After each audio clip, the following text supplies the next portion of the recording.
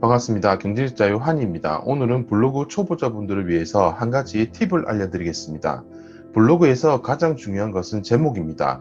그런데 블로그의 시작을 제대로 하지 못하는 사람들이 많습니다.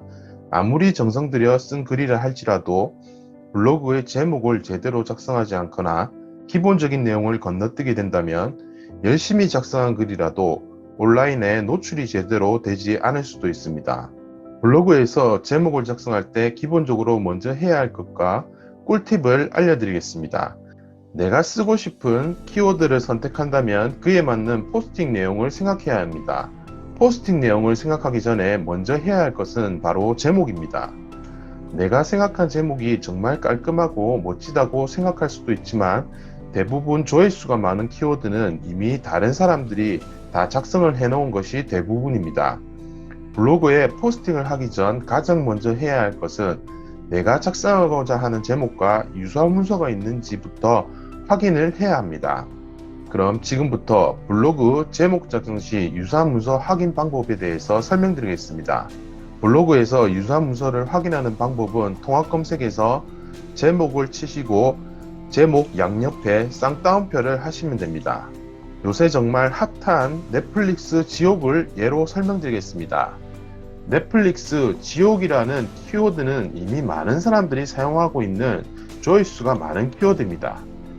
가장 좋은 방법은 넷플릭스 지옥이라는 키워드만으로 노출이 되면 좋겠지만 이미 많은 사람들이 사용하기 때문에 내가 포스팅을 이 제목으로 한다고 해서 노출이 될 가능성은 정말 희박합니다. 그러면 넷플릭스 지옥 관련주라고만 쳐도 마찬가지로 많은 사람들이 나타나고 있습니다.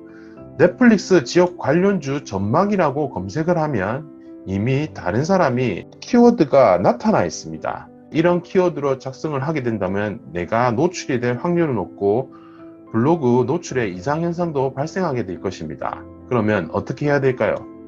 넷플릭스 지역 관련주 전망과 시사점이라는 서브 키워드를 하나 더 넣어서 유사한 문서가 있는지 없는지 이렇게 확인을 해보면 상세하게 일치된 검색 결과는 없습니다. 물론 일반 검색 결과에서는 보이게 될 수도 있습니다. 하지만 상세 검색 결과에서는 나타나지 않기 때문에 넷플릭스 지역 관련주 전망과 시사점이라는 서브 키워드를 하나 더 넣으시면 완전히 상세하게 일치되는 검색 결과는 없기 때문에 유사한 문서로 분류될 가능성은 없어집니다. 항상 제목을 작성할 때는 내가 사용하고자 하는 메인 키워드가 다른 사람들도 사용하고 있는지 제목을 작성하고 난 뒤에 양옆에 쌍따옴표를 붙여서 상세 검색에 일치하는지 안 하는지 확인부터 하고 난 뒤에 제목을 작성하시기 바랍니다. 블로그 제목을 작성할 때 가장 중요한 것은 키워드를 선별해서 유사한 문서가 있는지 없는지도 중요하지만 보통 블로그 글자 수는 몇 자가 가장 좋습니까? 라고 물어보시는 분들이 많습니다. 정확한 규칙은 없지만 기본적으로 이미 나와 있는 내용을 참고할 수는 있습니다. 그것은 바로 신문이나 네이버 포스트입니다. 신문과 네이버 포스트의 공통점은 빠른 시간에 많은 구독자들이 콘텐츠 내용을 한눈에 보는 것이 가장 중요한 관건입니다. 많은 구독자들이 한눈에 내가 작성한 콘텐츠에 관심을 가지게 하려면 제목을 길게 작성해야 할까요? 당연히 제목은 핵심적인 문구만을 작성해야 사람의 뇌에 인식이 빠르게 됩니다. 보통 글자 수는 15자 이내가 가장 좋고 사람의 뇌에서 빠르게 인식을 할 수 있다고 합니다. 하지만 블로그를 오래 한 분들은 아시겠지만 글자 수를 15자 이내로 작성하는 것이 그렇게 쉽지가 않습니다. 이미 앞에서도 얘기했듯이 내가 포스팅하고자 하는 제목을 이미 많은 사람들이 간결한 내용으로 작성을 했기 때문에 유사 문서로 분류될 확률이 높습니다. 블로그 글자 수는 15자 이내가 가장 좋으며 25자 이상은 넘지 마시기 바랍니다.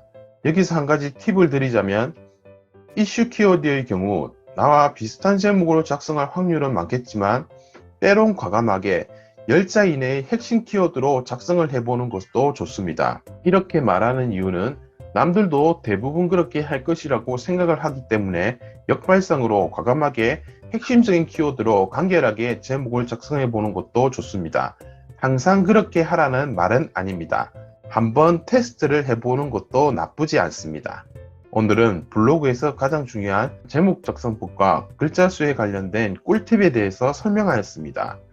내용이 도움되셨다면 구독과 좋아요 부탁드립니다. 지금까지 환이었습니다. 감사합니다.